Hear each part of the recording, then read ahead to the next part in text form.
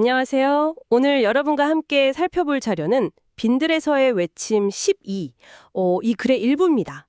누가복음 3장 1절 2절인데요. 이걸 중심으로 세례 요한이 사역을 시작할 때 그 시대가 어땠는지 한번 펼쳐볼 겁니다.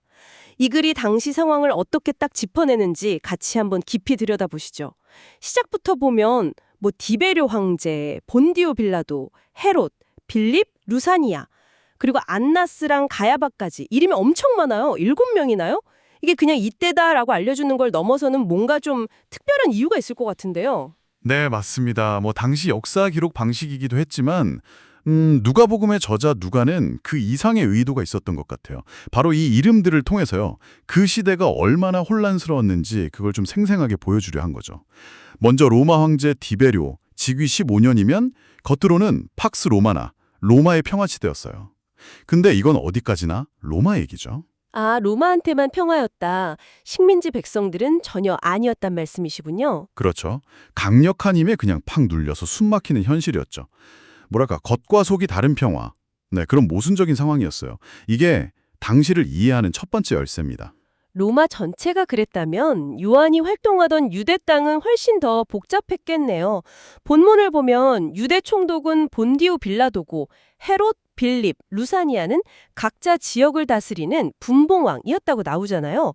근데 저기 분봉왕이라는 게 정확히 뭔가요? 좀 생소한데? 그게 헤롯 대왕이 죽고 나서요. 그 아들들이 영토를 이렇게 나눠서 다스렸어요. 이 사람들을 분봉왕, 그러니까 지역 통치자라고 불렀던 겁니다. 원래 이스라엘은 하나님이 정해주신 그 12지파 경계가 있었잖아요. 근데 로마는 그걸 그냥 다 무시하고 자기들 편한 대로 땅을 쪼갠 거죠. 그럼 작은 짱덩어리의 왕이랑 총독이 여럿이 막 뒤섞여서 서로 견제하고 그랬겠네요. 네, 맞아요. 그야말로 분열과 혼돈의 상태였죠. 하나님이 다스려셔야 할 땅인데 세상 왕들이 막 자기들끼리 나눠서 통치하고 있었던 거예요. 그렇군요. 이 이름들을 쭉 나열한 것 자체가 보세요. 이렇게나 분열되고 혼란했어요. 라고 누가가 소리치는 것 같네요. 정확합니다. 그냥 정치적인 분열 그 이상이에요. 더 깊은 차원의 혼란을 보여주는 거죠. 정치가 그 정도였다면 종교는 좀 달랐을까요? 사람들의 영적인 부분이니까? 근데 본문에 안나스랑 가야바가 대제사장으로 같이 나와요. 이거 이상한데요? 대제사장은 한 명 아니었나요? 심지어 직함은 단수로 쓰여 있고요. 대제사장이라고? 바로 그 점. 그게 누가의 날카로운 지적입니다. 맞아요. 원래 대제사장은 아론 후손 중 한 명이 평생 하는 종신직이었죠. 하지만 로마 지배 아레사는요. 총독이 임명권을 그냥 자기 마음대로 휘둘렀어요.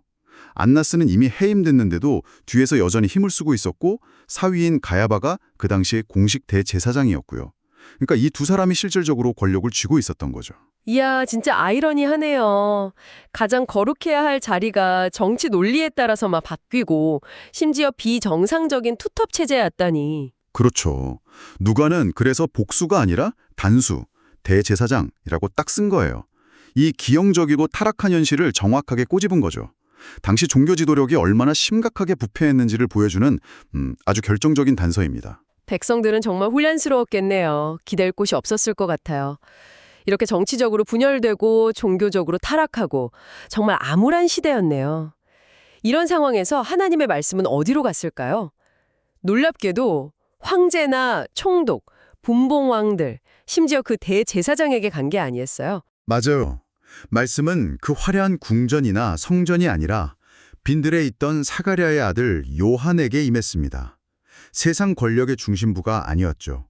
가장 변두리, 가장 소외된 곳으로 간 거죠. 왜 하필 빈 들이었을까요? 아무것도 없는 그런 척박한 곳이잖아요. 빈들, 그러니까 사막은 보통 생명이 살기 어려운 곳, 어쩌면 죽음의 공간처럼 느껴지죠. 근데 바로 그런 절망적인 곳에 생명의 말씀이 임했다는 것, 이게 그 자체로 엄청난 메시지예요. 죽음 같은 곳에서 새 생명이 시작되고 절망 속에서 희망이 시작된다는 역설이죠.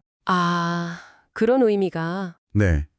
요한은 아버지 사가리아의 예언처럼 그 겉만 번지르르한 팍스 로마나 아래서 신음하던 시대에 진짜 평화의 길을 준비하기 위해서 바로 그 빈들에서 준비되었던 겁니다. 자, 그럼 오늘 살펴본 내용을 쭉 정리해보면 세례 요한이 나타났던 시대는 정치적으로나 종교적으로나 정말 깊은 혼돈과 어둠 속에 있었다는 걸 알 수 있네요.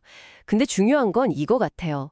바로 그런 절망적인 상황 한가운데서 가장 예상치 못한 곳, 권력과는 아무 상관없어 보이는 빈 들에서 하나님의 새로운 이야기가 시작됐다는 거죠. 그렇습니다.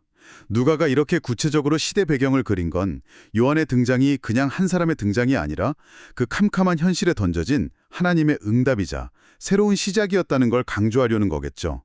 중심부가 아니라 변방에서 시작된 외침이 세상을 바꿀 수도 있다는 것, 그런 가능성을 보여주는 것 같습니다. 마지막으로 여러분께 질문 하나 던져보고 싶습니다. 오늘날 우리 주변에도 어쩌면 답이 잘 안 보이는 그런 빈들 같은 상황이나 공간이 있을 수 있잖아요. 그렇다면 권력이나 화려함과는 거리가 먼 바로 그런 예상치 못한 곳에서 우리는 어떤 새로운 시작 혹은 희망의 목소리를 발견할 수 있을까요? 각자의 빈들은 어디일지 한 번쯤 생각해 보시는 것도 좋겠습니다.